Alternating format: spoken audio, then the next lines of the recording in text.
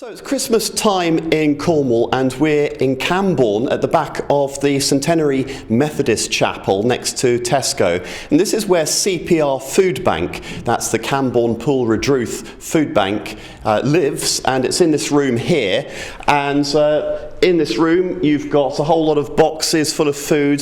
The community's been really generous. And what we're doing today is we are going to be going out on a food drop. There's 215 families in this area alone who are in desperate need. They are on the poverty line, and so we're going to go out and give them some food so that they can, have a Christmas meal.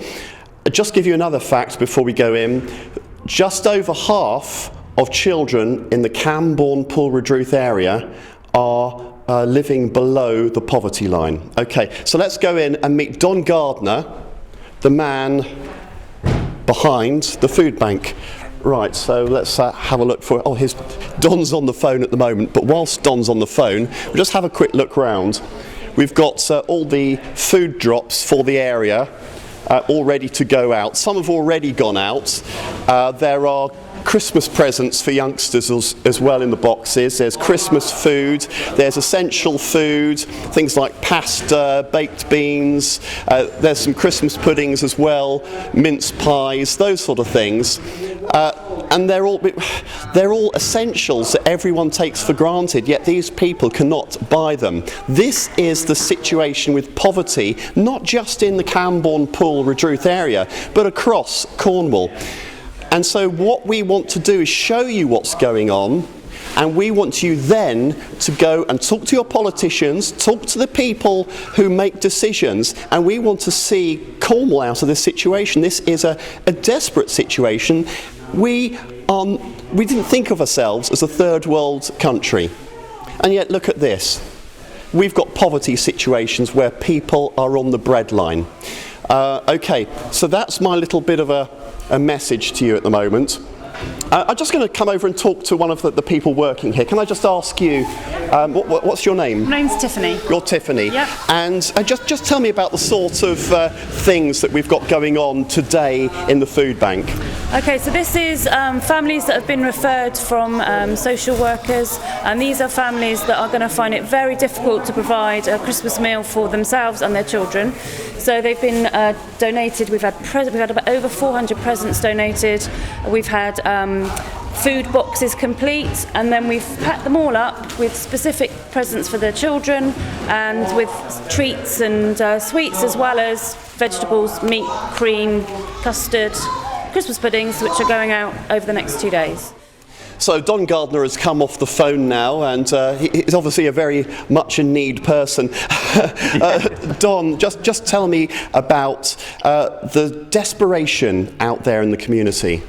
The desperation, which is getting worse. This is, I feel, is the biggest problem that we're getting. We started the food banks with providing crisis food for people that had a big bill that they weren't expecting. Now we're providing food on a regular basis to people that are actually working on low pay. Because that's actually a misconception. That a lot of people think, these people are layabouts, and they should just get their asses into gear. Yeah. And that's what people say to me when I've said I've come here. Yeah. And how difficult is it to change this conception? Obviously, publicity is absolutely brilliant, but people need to realise. I say to people on numerous occasions, I get the same thing thrown at me. Oh, you're feeding the people that needs to get back to work, etc. They want to come in the food bank and they want to see the families. They want to meet the people that I see week in, week out. Benefit changes, benefits 3-4 weeks waiting for a change, 8 weeks if you're waiting to get onto benefit. If you're late at a job centre, they'll suspend benefits for a couple of weeks. They'll do anything to delay payment. I feel that there's something underlying here that they are actually saying they're meeting their targets. But actually, is 8 weeks a realistic target to wait for benefits? Because I don't think it is. And there's this whole issue of people not getting a living wage. Yes, we're working together at the moment with some people from the Innovation Centre at Poole. And we're lobbying for the living wage, not the minimum wage, a living wage. You know, I see people with 40, 50 pounds a week only. I got a lady on benefits, 54 pounds she's got left to buy food and heat her and light her house. Now you know, and she got a 16-year-old daughter. You try and live on 54 pounds a week. I think you'll find some people saying, well, businesses can't afford to pay more. You know, they're already paying what's called the minimum wage, and if they put it up to a living wage, then there'll be mass unemployment and companies will have to close shop. Yes, I ran a company for 25 years myself, so I do know what profitability is, and I do know profitability is very important for companies. If you don't make a profit, you don't survive. But I am absolutely sure that there is enough meat on the bone to pay the living wage. I really do. Okay. Profitability might drop a little, you know. What are we talking the difference between minimum wage and living wage? Well, it's about £1 an hour or something like that.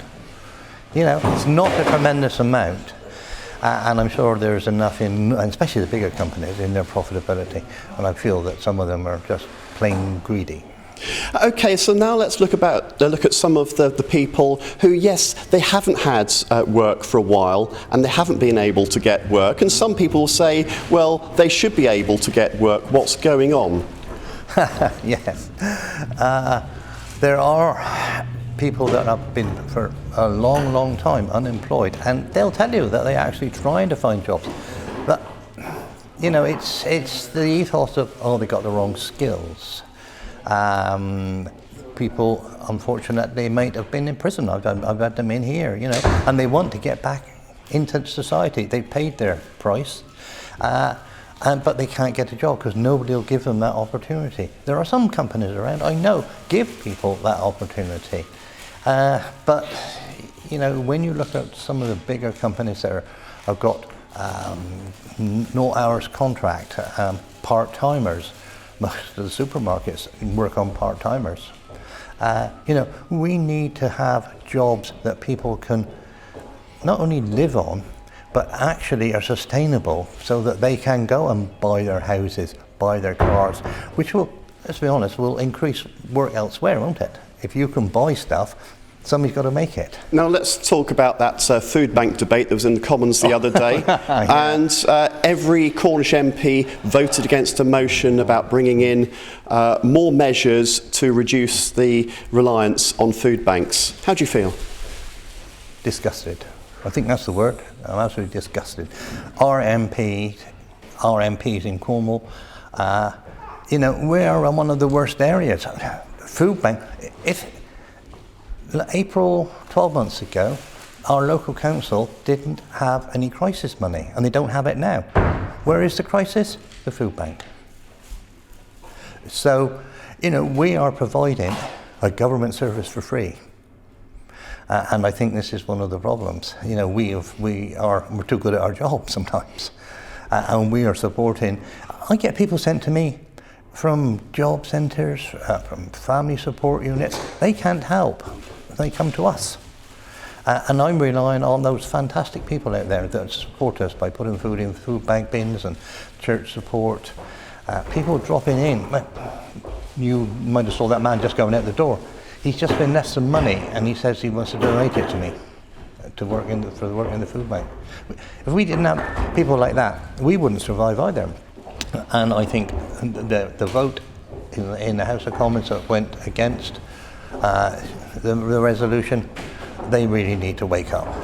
Okay, right, we're about to go out on a drop, Yep. A food drop. We're going to go out to one area of the Camborne Pool Redruth area, and we'll be meeting someone along the way. Yeah, that's absolutely brilliant. You will find that some of these people are living in such poor conditions that I suspect I get people come back in tears, and I suspect you'll be shocked.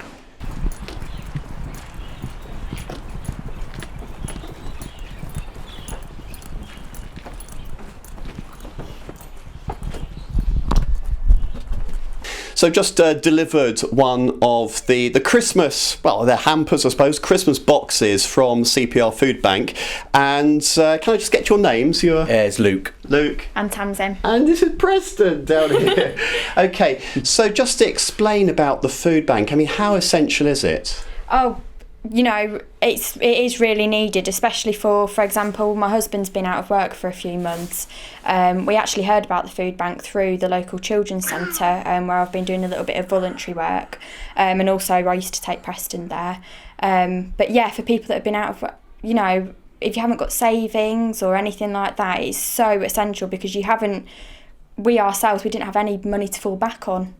And it was kind of quite sudden, Luke being made redundant as well, so we couldn't have planned for it. And yeah, you're literally left in a situation, especially with a little one, where you just don't have any means of living, basically, so it is really essential. People might say, do the benefits cover these sort of things? You'd think so, but not really. I mean, obviously you get help with your rent, etc., but it is with benefits, it is very basic costs of living, for example, utility bills and things like that. Before being on benefits, don't get me wrong, I would have thought, why, that you're just getting money given to you type thing. But no, we've really realised how difficult it is to have to live on. And how difficult has it been buying food?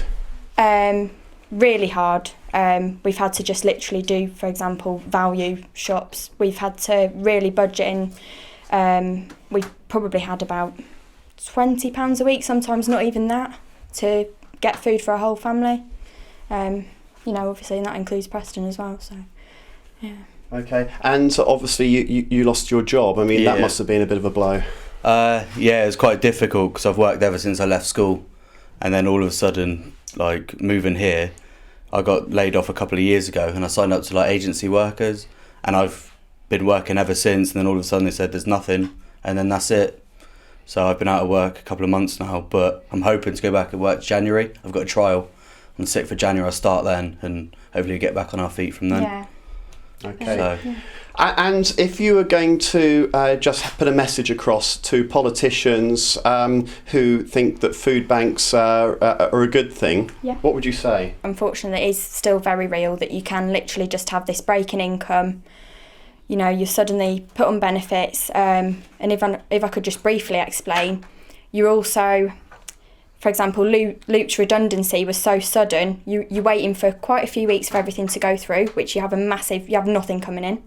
When I started doing my voluntary work, we actually had a period where somebody thought that I was doing paid work, and our benefits just were suspended, with no thought of, obviously, that we had a child to provide for and things like that. So things like the food bank, where you don't have to give any money or anything, it is really, really vital, yeah. Okay. Thank you very much, and have a happy Christmas. Thank you very much. All right. Okay, so I have just delivered one of the food boxes from CPR Food Bank. There are many others, 215 being delivered for Christmas, and hundreds and hundreds more meals. This is just one situation where the people have been generally in work, but they've lost their job. Just remember, there are many other people who are even in even more dire circumstances. This family had £20 a week. Now there are people who don't even have that, and I've heard reports of people going to their kitchens and finding not a single piece of food in the fridge or larder. You just need to come out and help yourself with the food bank. Offer to deliver some food if needed, and you will see the situation which is hitting Cornwall, perhaps even the whole country at the moment.